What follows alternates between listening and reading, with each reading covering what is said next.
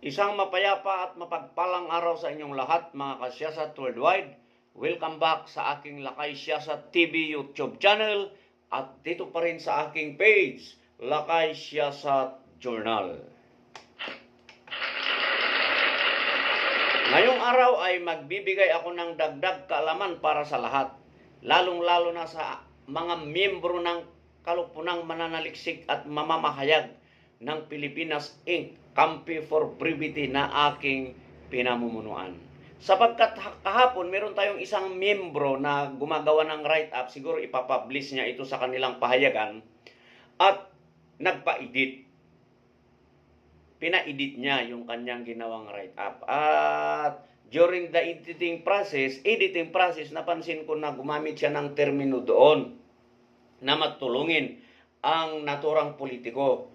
Kaya ang sabi ko sa kanya, partner, iwasan natin gumamit ng termino na matulungin. Kasi ang politiko, mandato nila at kasama doon sa sinumpaan nilang tungkulin ang tumulong sa mamamayan at kapwa-tao. Tama ba ako? No? So, alisin natin. Ang tamang gamitin mo dyan is ang politikong ito ay napakagaling, di ba? Napakahusay, very efficient and effective na mag-deliver ng serbisyo publiko para sa kanyang constituents, para sa mamamayan na kanyang nasasakupan. Di ba? Yun ang dapat mong ilagay para mas kapanipaniwala. Para hindi nila iniisip na siyempre PR din kasi yun, pero baka naman sasabihin nilang binubula natin sila. Kaya gamitin mo yung termino na efficient at effective delivery of services as per his mandate. Kasi yun naman talaga ang kanyang mandato at sinumpahan pa niyo yun noong siya ay manumpa, di ba? Pagkatapos ng kanyang panalo.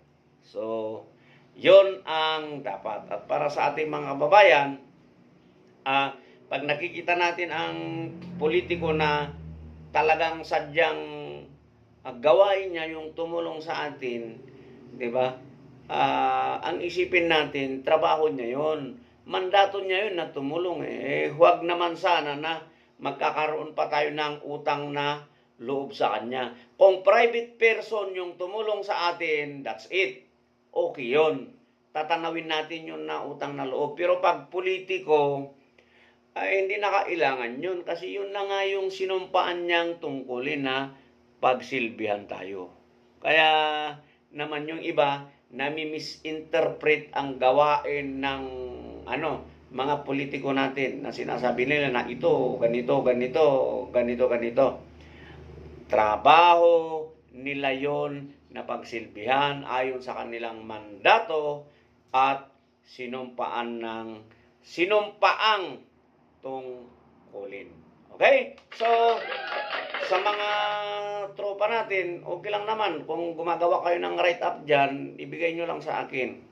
At i-edit natin. No, pasensya na kayo. Ako kasi, kung ano yung nakikita ko namang tama, siyempre sasabihan ko kayo kaagad. Kasi gusto ko rin kayo na matuto lalo pagdating sa writing skills. Okay? So, hanggang sa mali.